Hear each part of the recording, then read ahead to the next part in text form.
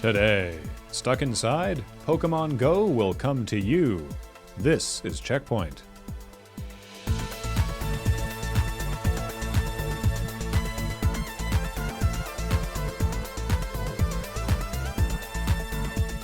Welcome to CheckPoint, where we always aim to make your day a little brighter. Or provide some much-needed contrast. What we're saying is adjust your monitor. The color is all out of whack. As the global pandemic continues, more businesses have pivoted to a model that supports customers working from home, and Team Rocket has had to adapt as well.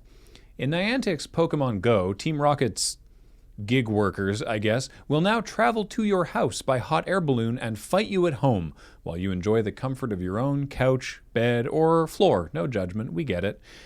Even at their most conniving, Team Rocket has never seemed outright evil, and it's nice that even they are checking up on us during these times. You okay, buddy? What if I come over and try to steal your Pikachu a little bit? And honestly, it's been working out terrifically for Niantic. Despite being one of those games where people always say, does anyone still play that? Niantic's many tweaks and shifts to how Pokemon Go functions have paid off in the form of their most successful first half of the year ever, including the year it launched. You can earn coins by doing daily quests. You can do those quests from home. You can do raids from home. The huge Go Fest event could even be done from home. And the result is players spending an estimated $445 million in the game since January. It turns out that while the launch of Pokemon Go was an amazing cultural moment where we all went outside to experience the game with other players, more people enjoy staying inside where there's a blanket and chips. Sega isn't done with hardware yet, or at least with hardware built to twig your nostalgia. The Sega Astro City Mini is 1/6 the size of the original Astro City arcade cabinet, has a built-in microswitch joystick, and features 35 great arcade games and columns too. You can play it on your tabletop thanks to its included LCD screen, or you can plug it into your TV via HDMI, hook up a co-branded Astro City Mini controller, not included, and realize that Virtua Fighter is impossible to play, even in the comfort of your own home. Frankly, this is pretty damn cool. It's a gorgeous reproduction of an iconic arcade cabinet, and it only costs 12,800 yen, or 1,100 Norwegian kroner. It's only being released in Japan because the internet does not exist, meaning that no one else in the world has ever lusted after these sleek lines.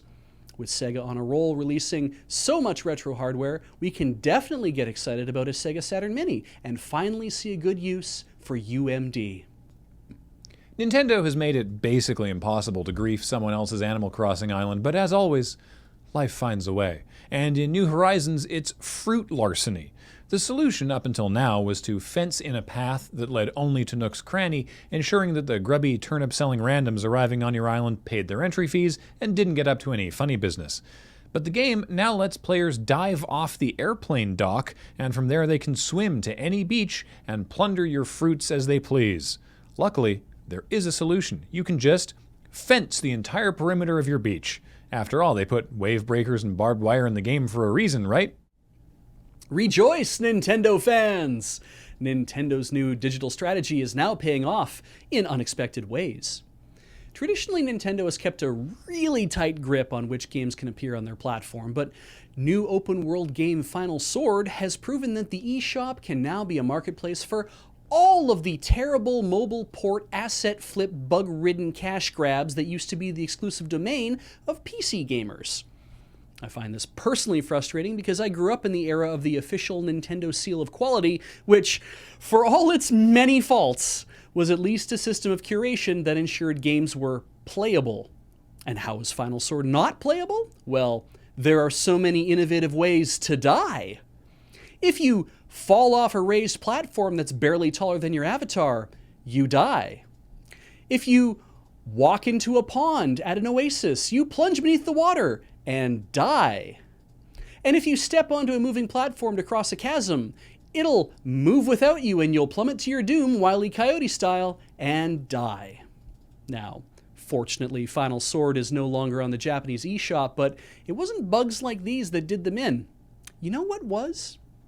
Well, the developers HUP Games used Zelda's Lullaby as background music. You know, the incredibly iconic song from one of the most beloved RPG franchises in history, one of Nintendo's crown jewels. Nintendo, who also owns the eShop that Final Sword was released on? According to Kotaku and Automaton, the devs say they had purchased the background music and mistakenly thought they had the license to use it. Now, I could give them the benefit of the doubt if it wasn't for one glaring note. The note they changed. A video posted on Twitter has a clip of the music, and it's not a full rip of Zelda's Lullaby. It's a barely rearranged sound-alike with a one-note difference. We're not even going to play it because it's so close that we'd risk having this video demonetized, and we already lost last week's episode because I dared mention butt plugs. So I can only imagine one scenario in which this was a mistake. They bought this track online without ever listening to it, then put it in the game and playtested it on mute. Because the moment you turned the sound up, anyone playtesting this game would have immediately replied, "Holy shit, are we just stealing music from a better game?" And yet, despite the glaring, egregious attempt at copyright infringement, HUP Games says that they'll be replacing the track with different music so they can re-release Final Sword on the eShop soon. Nintendo has taken a lot of shit for having the most underdeveloped digital strategy among all major gaming platforms, but hey, Nintendo, filling the eShop with shitty cash grabs isn't how you want to catch up to Steam. If it looks like a duck and it quacks like a duck, then it should be subject to the same rigorous regulation as a duck. This is a story about loot boxes, or as EA infamously tried to call them, surprise mechanics. The surprise is, this story is not about ducks. The UK's House of Lords has submitted a report to the UK government stating that there is definitely a connection, though not necessarily a causal link, between loot box purchasing and gambling. Which may sound a little wishy-washy, but the report continues that if it looks like gambling and feels like gambling, then it should be regulated like gambling. The House of Lords doesn't actually get to regulate this stuff themselves. They're a branch of the UK government made up of unelected... Look, it would take too long to explain peerage. The point is, their subcommittee on this topic has formally recommended that the House of Commons, what can make laws and such, actually regulate loot boxes as gambling, which they're unlikely to do anytime soon since Prime Minister Boris Johnson has Boris Johnson things to do, but it's a step in the right direction. Cool. Though, I'm still not clear on what peerage is. Okay, do you know what nobility means from a legal perspective? Is it any different than what it means from a moral perspective? Yes.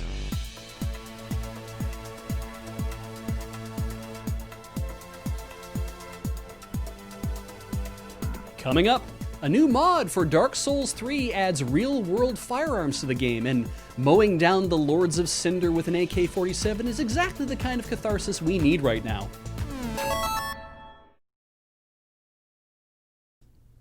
Nintendo has made it basically impossible. That's not my story. That's not your story. I'm sorry. Good job, the Ron Burgundying the thing. There we go. Found it. All right. He's saying that where Sega is on screen. Go fuck yourself, San Diego.